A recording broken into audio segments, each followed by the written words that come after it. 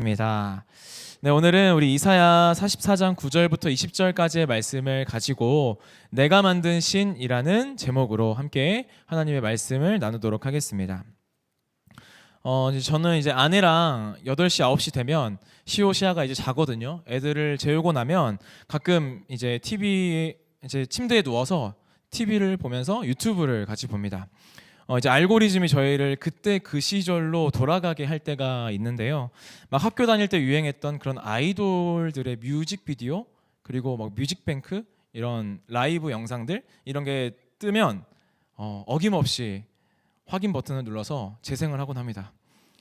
엑소가 으르렁 으르렁 거리고, 또 샤이니가 누난 너무 예뻐 뭐 이런 거를 부르면 와, 저땐 저랬는데 뭐 이랬는데 하면서 그때 있었던 일들을 아내랑 이제 나누곤 합니다.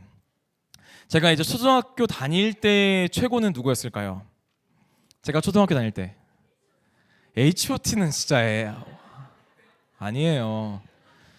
네, 초등학교 다닐 때 누구였을까요? 동방신기였습니다. 동방신기 여러분 아세요? 요즘 청년들은 동방신기가 2명으로 알고 있는 청년들도 있더라고요. 혹시 동방신기를 아예 모르는 건 아니죠? 07년생들, 그렇죠? 네. 그래서 이제 무려 5명이었어요. 오방신기였거든요. 그래서 학교 앞에 문구점에 이 동방신기 브로마이드를 뽑는 그 뽑기가 항상 있었어요. 저는 사실 동방신기 관심이 없죠. 근데 그 뽑기를 항상 뽑았습니다. 아침마다 가서 100원이었거든요 하나에. 뽑아서 뭐 했을까요?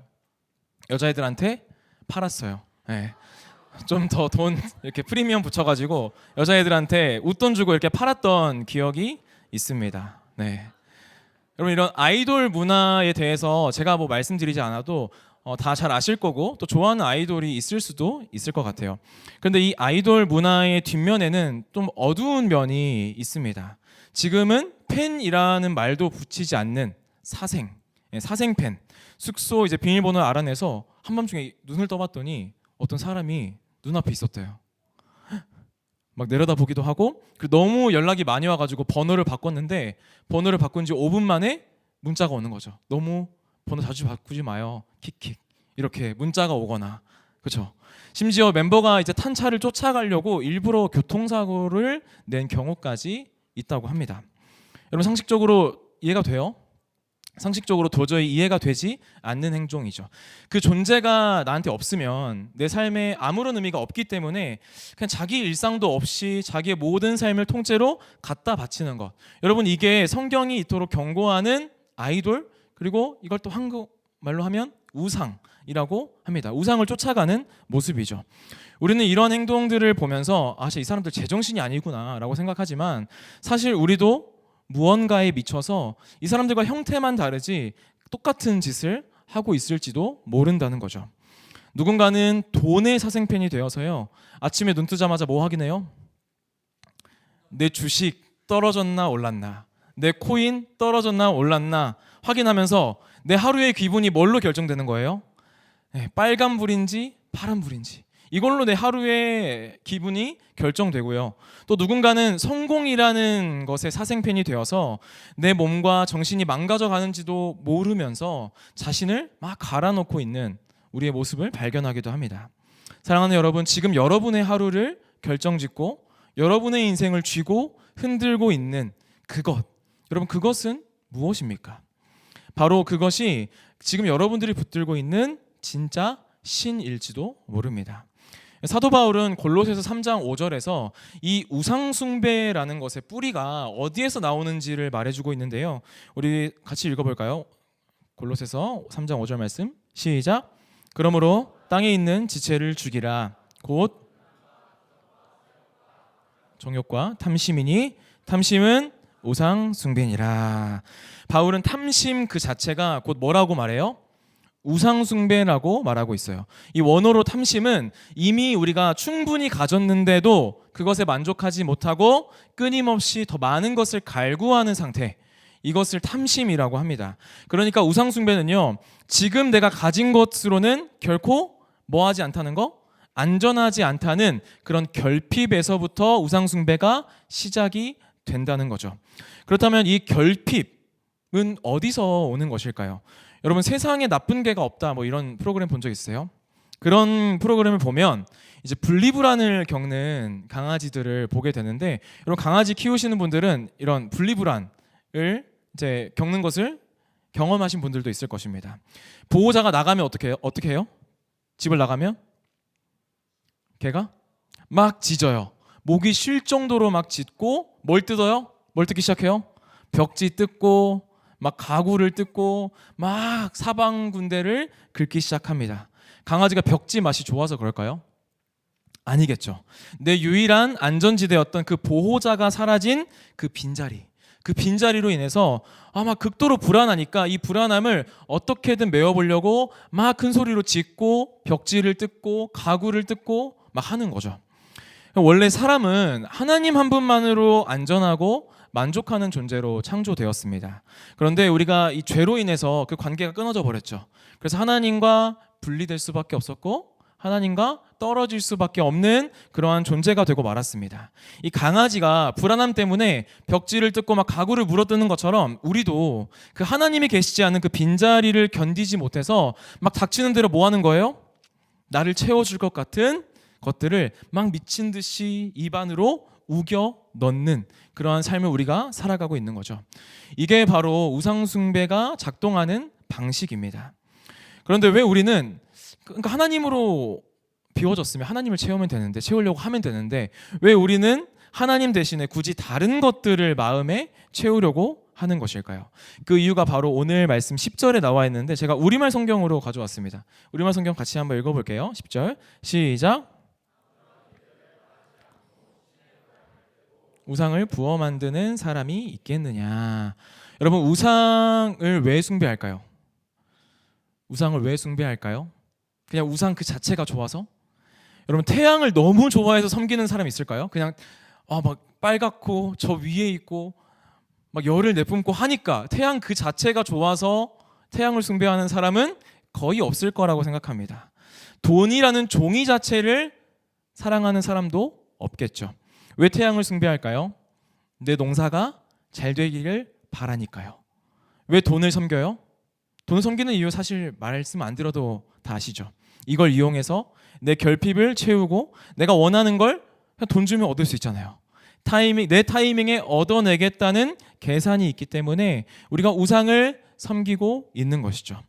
여러분 제가 며칠 전에 이제 인터넷 서칭을 하면서 안타까운 소식을 한 가지 봤는데, 이제 목회 데이터 연구소라는 곳이 있어요. 거기서 한 조사를 봤는데 개신교인 10명 중에 몇 명이 예수를 믿으면서도 점, 사주, 타로, 신년 운세를 보러 갈까요? 10명 중에 교회 다니면서 난 개신교인이에요 말하면서 10명 중에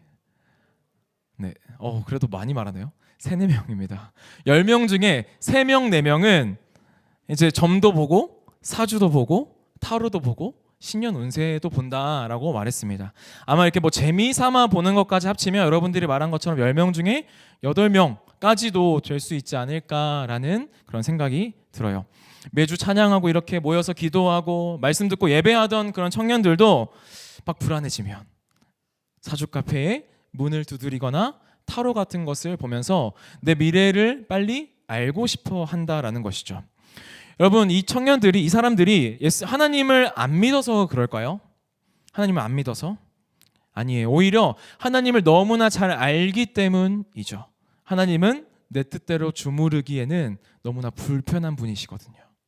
내가 원하는 것과 상관없이 주권적으로 행하시고 때로는 내 뜻과는 반대로 가라고 하시고 대책 없이 기다리라고 하실 때도 있는 분이 하나님이시기 때문이에요. 내 불안을, 지금 내가 겪고 있는 불안을 지금 당장 내가 원하는 방식으로 해결해 주기에는 너무나 크시고 통제할 수 없는 분이시기 때문이죠. 그래서 우리는 누굴 찾아요? 하나님보다 더 편하고 더 부려먹기 좋은 그런 신들을 찾아 나섭니다. 이제 생년월일 몇 개만 입력하면 즉시 답을 내놓는, 몇 년 안에 결혼할 거고 막 그런 거 있잖아요. 유튜브에도 많이 있던데 뭐 9수를 잘 넘기면 30살 초반에는 재물운이 많습니다. 뭐 이런 것들. 네, 그런 것들을 우리가 보는 거죠. 이 대학만 가면, 이 직장에만 내가 들어가면, 통장에 이 정도만 돈이 쌓이면 나도 드디어 안전하고 행복할 수 있어. 이 확신을 가지고 거기에 우리가 인생을 거는 순간 그것은 내 삶을 지배하는 우상이 되고 만다는 것입니다. 그리고 여러분, 세상적인 것만 우상이 되는 게 아닌 거 아세요? 심지어 우리가 하나님을 위한다고 하는 일조차도 우상이 될 수 있습니다. 사실 제가 최근에 좀 정신이 계속 없고 막 불안하고 24시간 내내 막 차가 공회전하는 것처럼 24시간 내내 막 마음이 공회전하는 것 같은 그런 느낌이 막 들었어요. 왜 이렇게 마음이 힘들고 겉돌까? 이제 생각해 봤더니 이번 여름 사역 준비가 제 마음을 이제 온통 분주하게 만들고 있다는 걸 발견했습니다. 그래서 마음이 너무 지쳐가지고 하나님께 이렇게 기도했어요. 하나님, 제 마음이 막 가뭄에 땅이 쩍쩍 갈라지는 것처럼 너무 퍽퍽해요. 너무 퍼석퍼석해요. 그랬더니 하나님께서 마음에 이런 임성을 주시는 거예요. 야, 너 마음이 퍼석퍼석하다며. 너 물은 제대로 주고 있어? 라고 이렇게 물어보시는 거죠. 그래서 제가 뭐라 할게요? 당연하죠, 하나님. 저 지금 수련회 준비하고 있는데요. 말씀 설교하려고 말씀도 매일 보고 있고 기도회도 준비하고 있고 저 지금 열심히 물 주고 있는 것 같은데요? 라고 말했더니 하나님께서 이렇게 질문하시는 것 같았어요. 그래? 근데 너 그거 진짜 나를 위한 거 맞아? 너 진짜 나를 위해서 말씀 보고 있고 나를 위해서 기도회 준비하고 있고 한 거 맞아? 그러니까 이 질문을 던지시니까 그 질문 앞에서 한참 동안 좀 생각해 보게 되었습니다. 진짜 내가 지금 하나님을 위해서 하고 있는 건지, 아니면 이 수련회라는 것을 성공적으로 마치기 위해서 열심히 준비하고 있는 건지, 이 질문 앞에서 이런 것들을 생각해 보게 되었습니다. 칼빈이라는 신학자가 말했던 것처럼 인간의 마음은요, 끊임없이 우상을 만들어내고 찍어내는 공장입니다. 돈과 성공뿐만 아니라 방금 말했던 그런 거룩해 보이는 사역과 봉사나 이런 것들마저도 나의 결핍을 채우기 위해서 가짜 신으로 찍어내는 영구적인 공장이 바로 우리의 마음이라는 것이죠. 사랑하는 여러분, 한번 생각해 보세요. 여러분의 마음의 그 공장에서는 어떠한 우상이 지금 쉴 새 없이 찍혀 나오고 있습니까? 내가 이것만 가지면, 아니면 혹은 이게 없으면 내 인생이 불행할 것 같다, 내 인생이 행복할 것 같다 라고 생각하는 그 우상은 무엇입니까? 여러분, 우리가 인생을 바쳐서 찍어내는 그 우상에는 근본적인 한계가 두 가지가 있는데, 첫 번째는 만드는 사람의 한계가 있고요, 그리고 만드는 재료의 한계가 있습니다. 우리 오늘 말씀 12절 같이 읽어볼까요? 12절 시작. 철공은 철로 연장을 만들고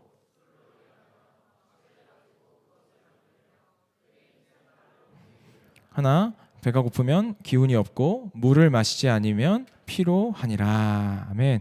여러분, 신이라고 하면 어떤 존재여야 된다고 생각해요? 신이라면?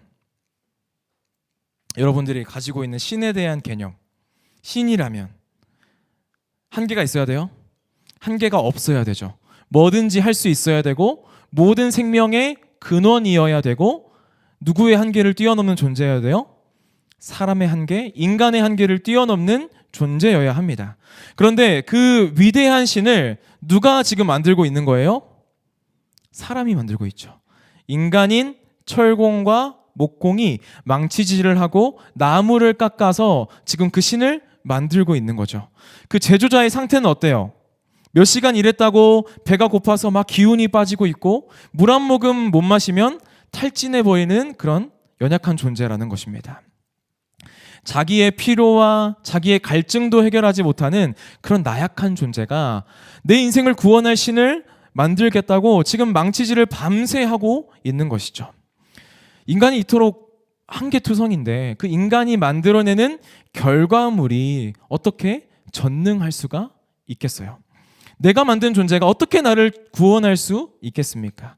그것은 신이 아니라 그냥 인간이 손재주로 만들어낸 그냥 창작물일 뿐이죠. 여러분, 오늘날 우리가 밤낮으로 안절부절을 못하면서 숭배하는 가짜 신들도 다르지가 않아요. 여러분, 어떤 것들을 섬기나요? 현대인들이? 돈, 그리고 명품, 강남의 아파트, 내가 원하는 회사, 결국 이런 것들도 누가 만들어낸 거예요, 여러분? 누가 만들었어요? 돈 이런 거? 사람이 만들어냈죠. 네. 공황장애에 시달리고 수면제 없이는 잠들지 못하고 내일 자기의 심장이 어떻게 될지도 장담 못하는 그런 한계 많은 인간들이 머리를 맞대고 만들어낸 산물들입니다. 이렇게 만드는 사람뿐만 아니라 만드는 재료에도 한계가 있는데 우리 그 다음 말씀 한번 띄워주시겠어요? 네, 요걸 같이 읽겠습니다. 시작. 위하여 백향목을 베며 나무를 심고 비를 맞고 자라기도 하느니라.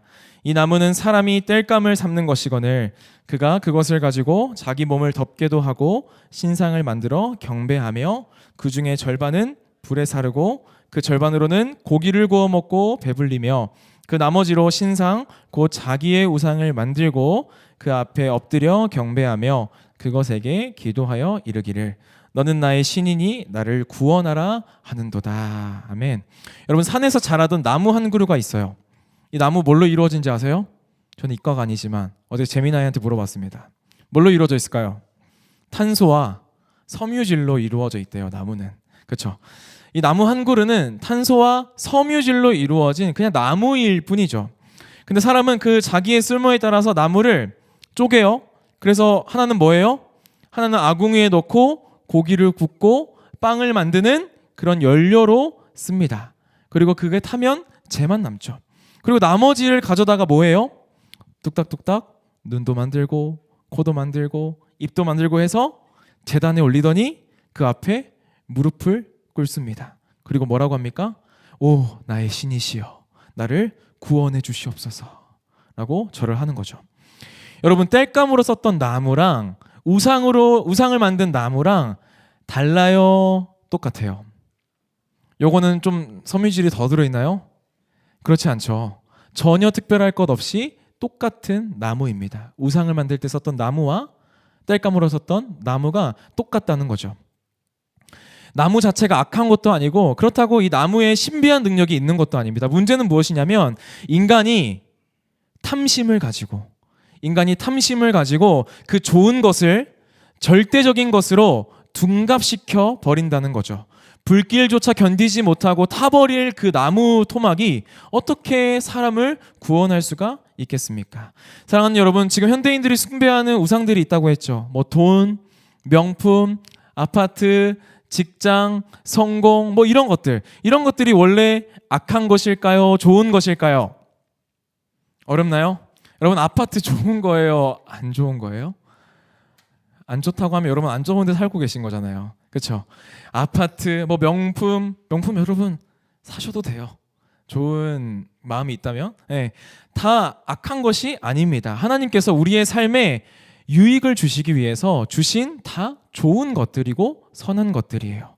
그런데 우리는 그 하나님이 주신 그 좋은 도구에 나의 마음대로 왕관을 씌우고요, 궁극적인 신의 자리에 올려다 놓는 거죠.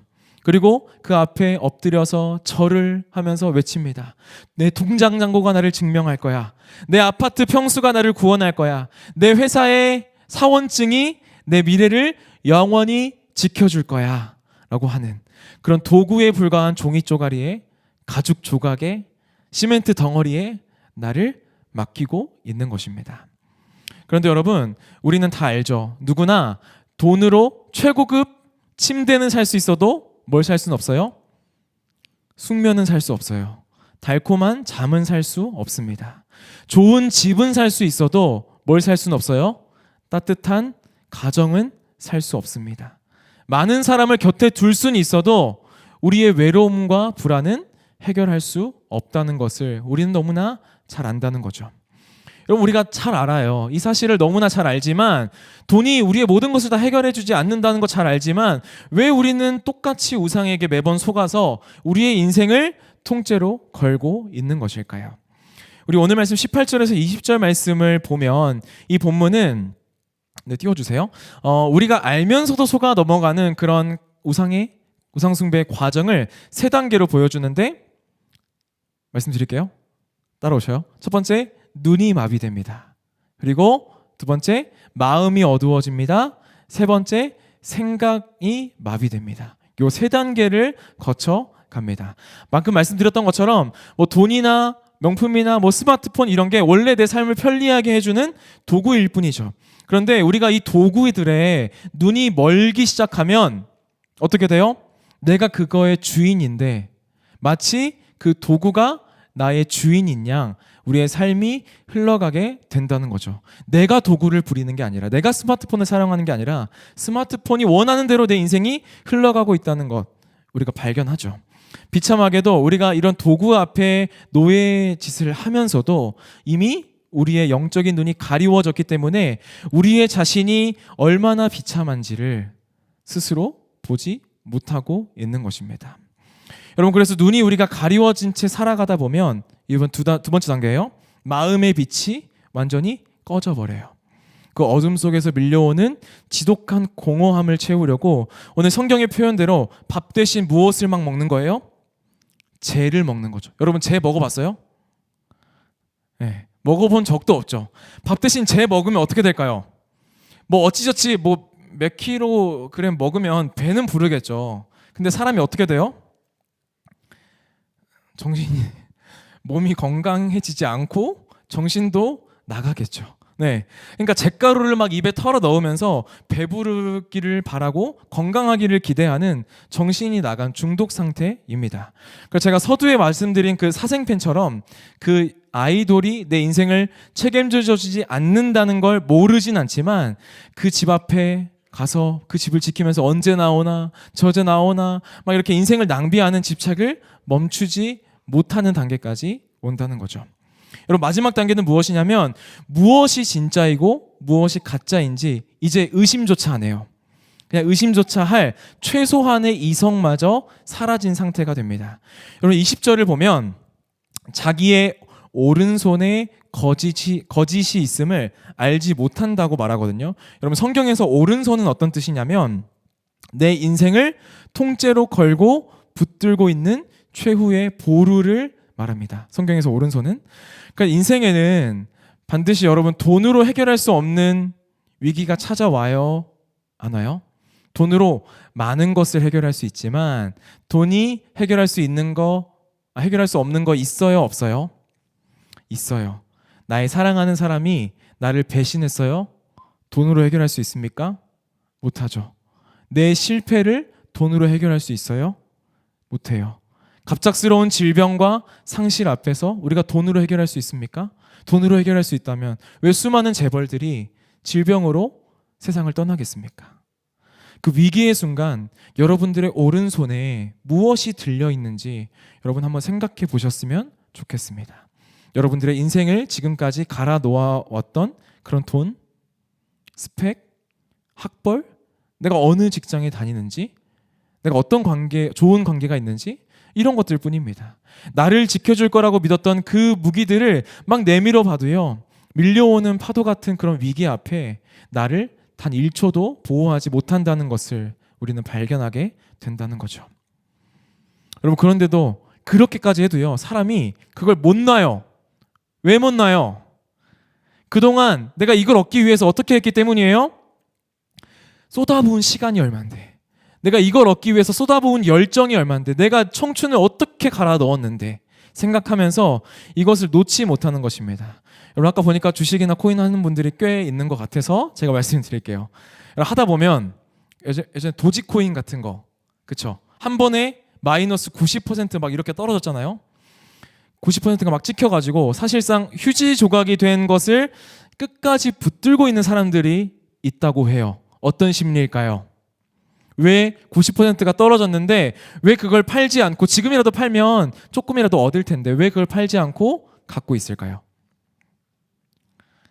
내가 지금까지 어떻게 버텼는데 언젠가 다시 오를 거야 라고 하면서 완전히 그게 100% 거덜날 때까지 파멸을 향해서 걸어 들어가는 것입니다. 돈과 성공이 나를 구원하지 못한다는 것을 뻔히 알고 다른 사람들을 통해서 보면서도 이미 지나온 나의 세월과 바친 나의 열정이 억울해서, 야, 그래도 세상에 이것밖에 없지, 그래도 돈이지, 그래도 성공밖에 없지 라고 하면서 나 자신을 속이는 거죠. 이사야는 이 상태를 파멸이라고 부르고 있습니다. 그렇다면 우리는 어떻게 이 무겁고 끝없는 이 피로, 우상 숭배하는데 나오는 이 피로를 어떻게 벗어날 수가 있을까요? 우리 오늘 본문을 좀 벗어나서 이사야 46장을 보면요, 이 우상과 참 하나님의 차이를 아주 선명하게 대조해서 보여주고 있는데, 여러분 당시에 패권국은 바벨론이었어요. 바벨론에는 아주 강력한 두 가지의 신이 있었는데 벨이라는 신과 느보라는 신이었어요. 누구와 누구요? 벨과 느보라는 두 가지 신이 있었습니다. 그런데 이 신들의 최후가 어떻게 되었을까요? 우리 그 최후가 46장 1절부터 2절에 나와 있는데 우리 같이 읽어보겠습니다. 시작. 벨이 엎드러지고 느보가 고꾸라진다. 그들의 우상들이 짐승과 가축 위에 실려 있구나. 너희가 실어 나르는 우상들은 지친 짐승에게 큰 짐이 되는구나. 우상들은 넘어져 있고 함께 엎어져 있다. 그들은 짐 속에서 빠져나올 수가 없어서 포로가 돼 끌려가고 있구나. 전쟁이 나서요, 바벨론이 전쟁이 나서 이제 나라가 망하게 되었어요. 그래서 그 찬란하던 황금 신상들, 뭐 벨, 느보 이런 많은 신상들이 스스로 도망칠 수 있어요, 없어요? 없어요. 스스로 도망치지도 못해서 누구 뒤에 짐짝처럼 묶여가요? 나귀 뒤에 짐짝처럼 묶여갑니다. 사람들은 목숨 걸고 도망치는 그 다급한 순간에도 그 무거운 신상을 막 어깨에 들쳐매고 땀을 뻘뻘 흘리면서 막 뛰어가야 했던 것이죠. 결국 그 신들은 무엇이었습니까? 사람들을 구원했어요? 사람들을 구원했다면 바벨론이 망하지 않았겠죠. 사람들을 구원하기는커녕 함께 포로로 끌려가는, 포로로 잡혀가는 신세가 되었습니다. 여러분, 이게 우상의 진짜 모습인 거예요. 우상은 내가 평생 메고 다녀야 하는 짐인 거예요, 여러분.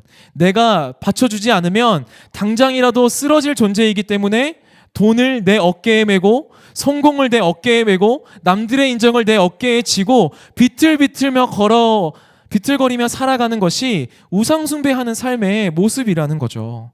그래서 여러분, 우상을 섬기는 삶은 늘 어떨까요? 늘 피곤하고 고단해요. 내가 이 신을 먹여 살려야 되고, 내가 이 신을 지켜내야 되고, 내가 이 신이 무너지지 않게 밤낮 없이 나를 갈아 넣어야 되기 때문에 이 우상을 숭배하며 사는 삶은 피곤하고 고단함 뿐입니다. 여러분, 그런데 하나님은 우리에게 이렇게 반대로 말씀해 주십니다. 우리 3절과 4절 말씀 같이 믿음으로 고백합시다. 3절 4절 시작. 3절 4절인데요, 없나요? 제가 읽어드릴게요. 천천히 읽어드릴게요. 너희가 태어날 때부터 내가 품어주었고 태어난 후부터 지금까지 내가 업어 키웠다. 너희가 늙어 백발이 될 때까지도 내가 똑같이 그리하겠다. 내가 너희를 만들었으니 내가 너희를 업을 것이고 내가 품어서 구원해 내겠다라고 말씀하십니다. 여러분, 이 대조가 보이세요? 바벨론 사람들은 그 힘든 피난길에 무거운 우상들을 끙끙거리고 지고 가느라 고통을 겪고 있지만 하나님은 뭐라고 말씀하셔요? 야, 너 잘 들어. 너가 엄마 뱃속에 있을 때도 내가 너를 업어 키웠어. 너희가 늙어서 백발이 될 때까지도 내가 그럴 거야. 그러니까 너는 나를 평생 동안 지고 다닐 필요도 없고 어깨에 맬 필요도 없고 나를 업고 다닐 필요도 없어 라고 말씀하시는 거죠. 여러분, 태어날 때는 어떤 순간이에요? 아직 아무것도 이룬 게 없는 순간이에요. 늙어 백발이 될 때는 어떤 순간이에요?